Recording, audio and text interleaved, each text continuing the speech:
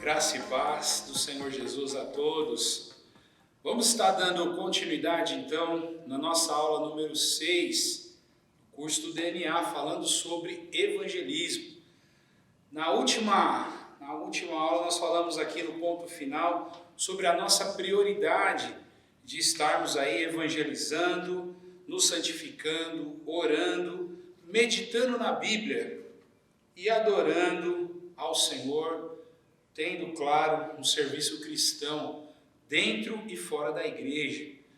E após esse ponto, nós vamos aí falar sobre as estratégias de evangelismo que o Senhor Jesus usou e nós também usamos como igreja dele nos dias de hoje.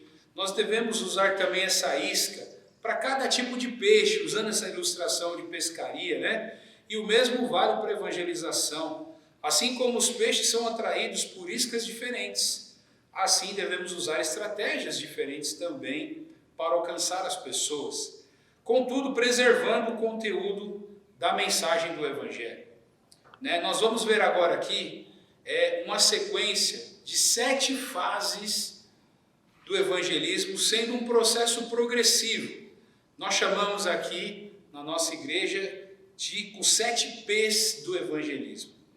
E nós vamos compartilhar aqui o primeiro falando sobre a presença, né? Que, claro, nós sabemos aqui, nós precisamos estar presentes com as pessoas, presencialmente ou virtualmente, né? Marcarmos a presença no evangelismo, ela é muito importante, né? Nós, claro que quando falamos de Jesus, o que vai mais marcar é a nossa presença ali junto da pessoa que está ouvindo o evangelho, sentindo, claro, aquilo mais de perto, verdadeiramente. Então, a presença é muito importante. Essa é a primeira marca, os 7 P's. Esse é o primeiro. O segundo é sobre a participação, que envolve participarmos da vida das pessoas. Levar ela para Cristo, né? Para a vida de Cristo, né? Iniciar um relacionamento cristão com ela, né? Levar os princípios de Jesus para ela.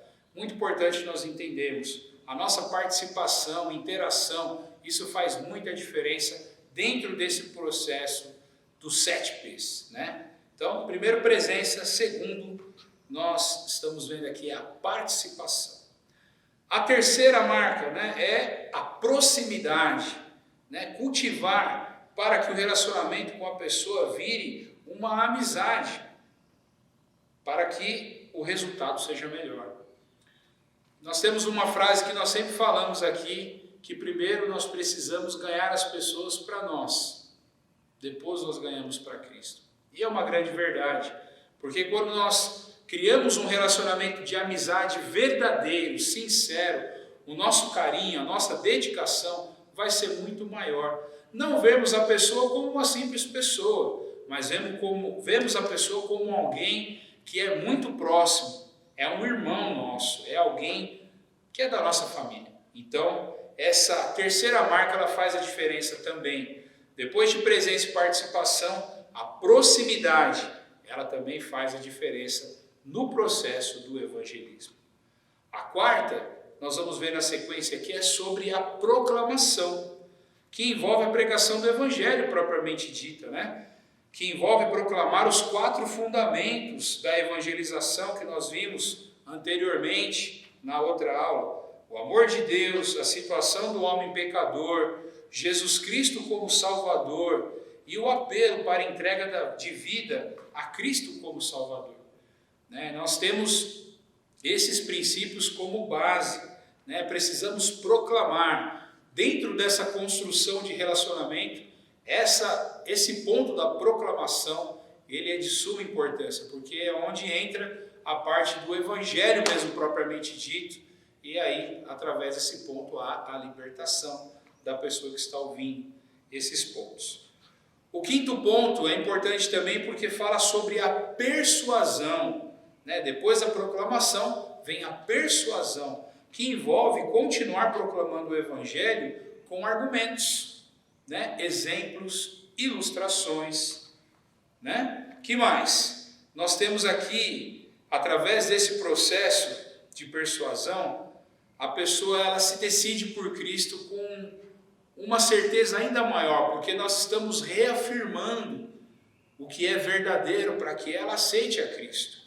Estamos persuadindo na melhor maneira que possa se dizer da palavra, mas o Espírito Santo trabalhando através de tudo isso para a pessoa se achegar mais perto de Cristo, com bons exemplos, com o nosso estilo de vida, né?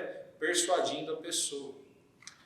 O sexto também não é diferente, porque nós precisamos aí, a sexta marca, entender que é promover a confirmação da decisão. A consolidação inicial posterior da decisão com a pessoa. Então é uma sequência no trabalhar para levar a pessoa para Cristo. Depois que nós persuadimos com o nosso exemplo, nós confirmamos mais ainda, né? Nós promovemos a confirmação da decisão. Olha, é isso mesmo então que você quer, é isso que eu quero Cristo. Então eu falo, eu vou te ajudar, né? E o último, que é para mim assim uma das marcas mais importantes também dentro desse processo dos 7 P's, é a paternidade espiritual. Envolve a consolidação e cuidado espiritual com o novo convertido, que se tornou seu filho na fé. Meu amado, se você tiver essa verdade no seu coração, quando uma pessoa se entrega a Jesus Cristo através da sua vida, automaticamente você ganhou um filho na fé. E é importantíssimo, imprescindível, como nós falamos dessas 7 marcas aqui, essa última marca, que é a paternidade espiritual, ser uma verdade na sua vida. Você olhar para essa pessoa que aceitou a Jesus, não simplesmente como um irmãozinho ou uma irmãzinha qualquer, mas como um filho ou uma filha para você. E aí, automaticamente, quando nós entendemos essa verdade, a nossa conduta de oração por ela, de cuidado por ela, de preocupação todos os dias pela saúde espiritual dela, pela fé dela, enfim, por tudo na vida dela, aumenta muito mais, porque nós vamos estar olhando para ela como um filho, um pai para com um filho. Então, entenda, essa marca ela é imprescindível. Só para a gente recapitular aqui esse ponto. Primeira marca dos 7 P's, presença. Segunda, participação. Terceira, proximidade. Quarta, proclamação, a proclamação do Evangelho para ela. Quinta marca, a persuasão, mostrando aí com o estilo de vida que de fato é muito bom a Cristo. Sexta, promover a confirmação da decisão. A gente vai lá e confirma que é isso mesmo que ela quer. E depois, confirmando essa decisão, a sétima entra com a paternidade espiritual. Então, é imprescindível, meus amados, que nós ponhamos em prática essas marcas e com certeza entendamos aí esse processo de evangelização. Nós podemos pensar, gente, em várias estratégias de evangelismo pessoal. Nós temos evangelismo para faixas etárias diferentes, para grupos de interesse, e evangelismo de massa, de multidões. Evangelismo através do esporte é uma outra estratégia também muito importante. E também pelas mídias sociais tradicionais, como rádio, TV, as redes sociais na internet, através da literatura, materiais de livros, enfim. Quem é que convence as pessoas de que o evangelismo é verdade? Na realidade, somente ele pode converter alguém operando no Novo Testamento. Quem é? É o Espírito Santo. Nós temos várias estratégias, como nós falamos agora, mas somente o Espírito Santo, que é o grande organizador, aquele que promove a transformação, que liberta mesmo, só o Espírito Santo nos conduzindo, realmente nós teremos vitória. Então, guarde isso no seu coração. Nós temos sim vários métodos, mas quem dá a vitória é Jesus, é o Espírito Santo dele à frente dessa obra. Com certeza, quando nós colocamos em prática, ele trabalha e faz o milagre acontecer, trazendo muitas vidas para o reino dele. Nós temos um texto aqui de João, capítulo 6, verso 37, olha que interessante.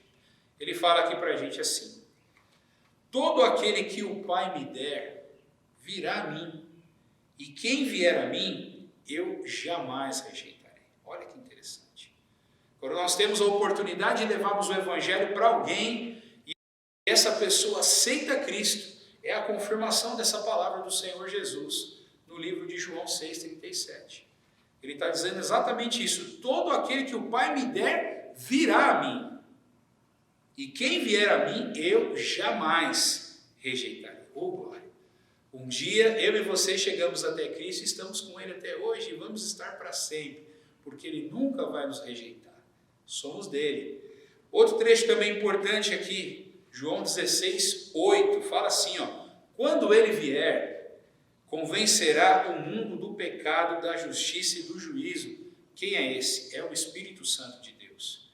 Quando as pessoas, elas ouvem o Evangelho e o Espírito Santo de Deus começa a trabalhar na vida dela, automaticamente ele convence todo ser humano do pecado, da justiça e do juízo. E através disso elas são libertas, né? Muito bom. O outro trecho, o último texto aqui que nós vamos falar, nesse ponto aqui, é 2 Coríntios 5,17, que nos mostra que depois que a pessoa conhece a Jesus, a vida dela é transformada. E fala assim, ó, 2 Coríntios 5,17, portanto, se alguém está em Cristo, é uma nova criação. As coisas antigas já passaram, eis que surgiram coisas novas. Glória a Deus. Então, quando eu e você conhecemos a Cristo, o nosso estilo de vida, a nossa vida toda, ela muda. As coisas velhas já passaram, o velho estilo de vida já passou, e tudo se fez novo. Uma nova vida em Cristo, com amor, verdade, santidade, com graça, alegria, com esperança, com vida com Deus. É o nosso novo estilo. Então, é importantíssimo nós entendermos que a palavra de Deus nos liberta, Jesus é o interessado para que nós realmente ponhamos em prática o evangelismo para as pessoas serem libertas. É muito bom, é muito importante entendermos isso. Talvez fica aí uma pergunta para você pensar, né? Tudo bem, pastor, então eu fiz esse processo todo, muito bom, ouvi que o senhor falou isso aqui, perfeito. Mas aí você faz aquela pergunta: o que é uma evangelização bem-sucedida então? Como é que eu vou saber que todo esse processo, eu apliquei aí os 7 P's, eu falei aí sobre Jesus de várias maneiras para vários grupos, como eu posso saber que esse trabalho foi um trabalho bem-sucedido? Simplesmente, todas as vezes que uma evangelização é realizada na unção do Espírito Santo, entenda isso, ela já é uma evangelização bem-sucedida. Por isso, podemos definir que o sucesso ao evangelizar é simplesmente tomar a iniciativa de compartilhar Cristo como Salvador, no poder do Espírito Santo, deixando os resultados com Deus. O simples ato de nós falarmos do amor do Senhor já é o suficiente, porque os resultados, eles são com Deus. Muitas vezes, como nós falamos desse elo da corrente, as fases aí desses elos da corrente, é exatamente o processo, muitas vezes, que Deus usa para ganhar pessoas. Talvez veio um, pregou, veio outro, pregou, veio outro, pregou, nenhum aceitou. Aí chegou você no último momento lá e falou do amor de Jesus, a pessoa aceitou. Todos participaram desse processo. E todos, com certeza, vão ter galardão no céu. Olha só que interessante, nós precisamos tomar a iniciativa, irmãos, de pregar o Evangelho.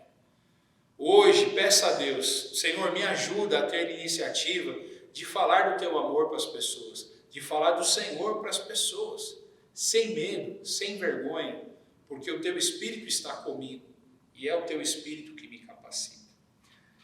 Olha só, tem um texto aqui que é importantíssimo nós lermos aqui, Colossenses capítulo 4, do verso 3 ao verso 6, nos fala o seguinte aqui, olha só o que Paulo fala aos irmãos de Colosso.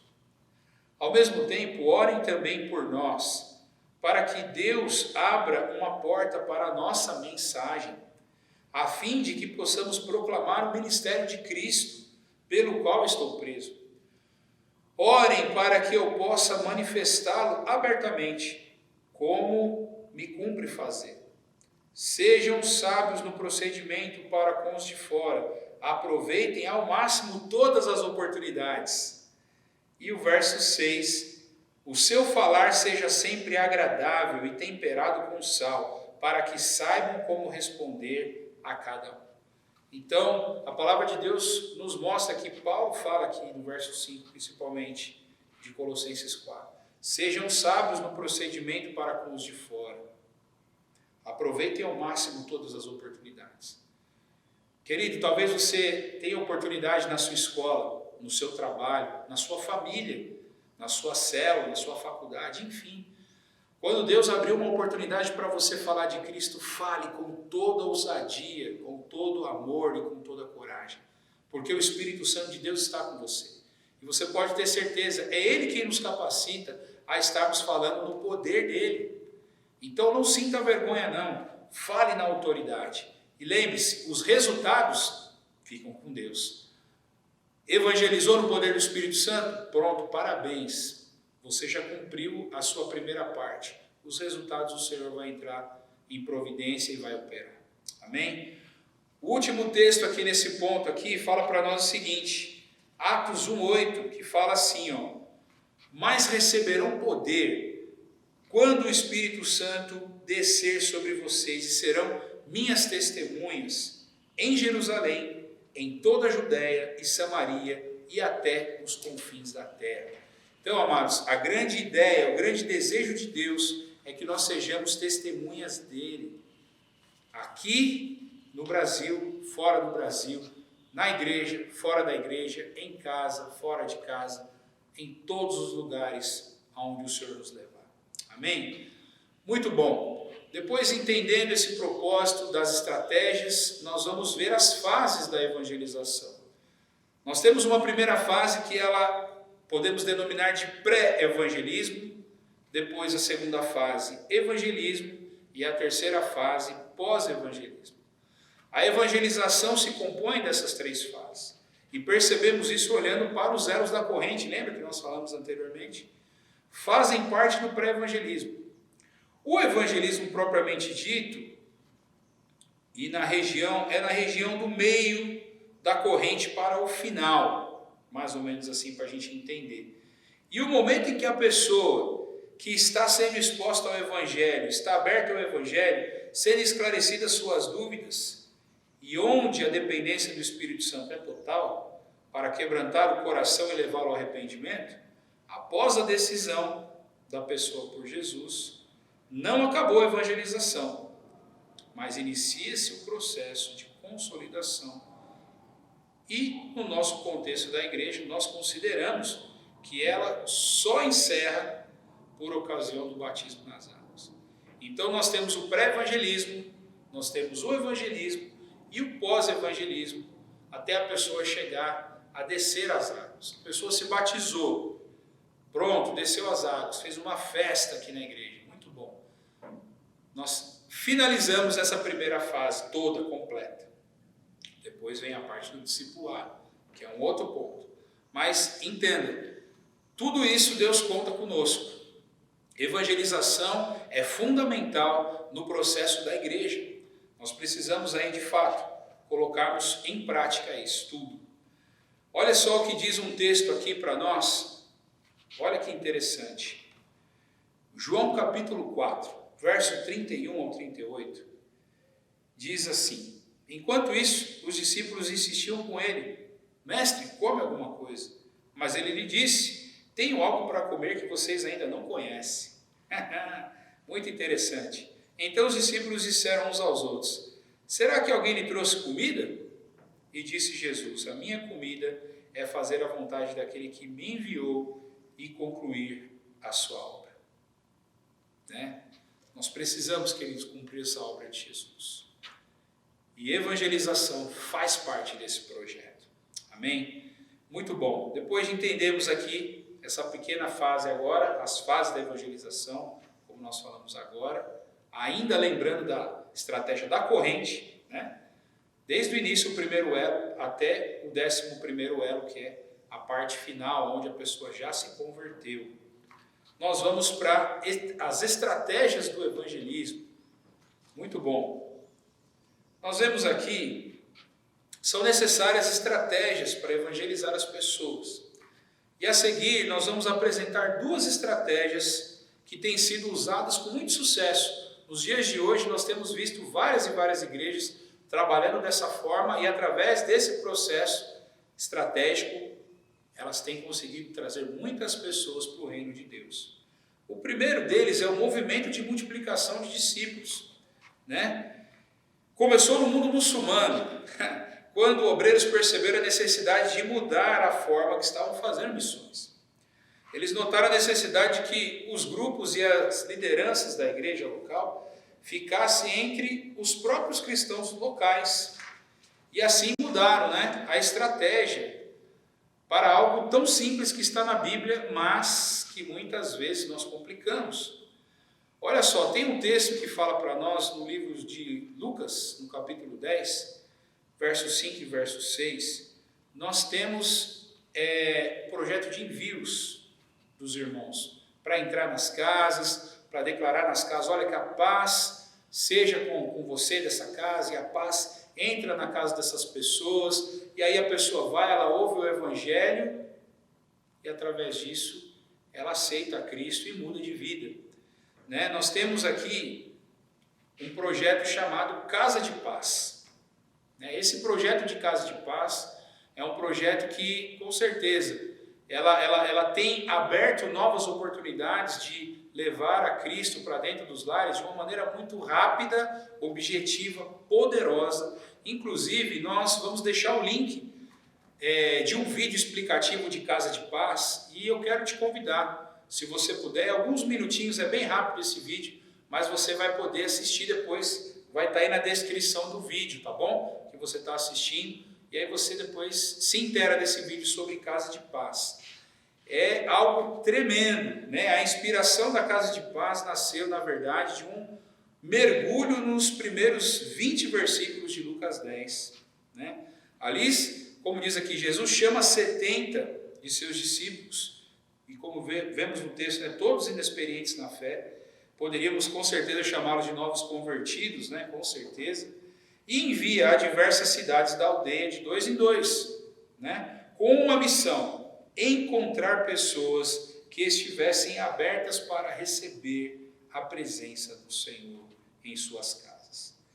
Deveriam então entrar ali, conviver por algum tempo, preparar aquele ambiente para se tornar uma base de operação do reino de Deus. Então, é importantíssimo nós conhecermos esse trabalho de Casa de Paz. Tem sido para nós, com certeza, um desafio e ao mesmo tempo algo que nos faz vislumbrar como a obra de Deus é poderosa. Porque através da Casa de Paz, muitas casas se abrem, pessoas desejam ouvir o Evangelho, se quebrantam, aceitam a Jesus e têm as suas famílias transformadas. Então, se você puder depois, assista o vídeo sobre Casa de Paz, se informe e coloque em prática.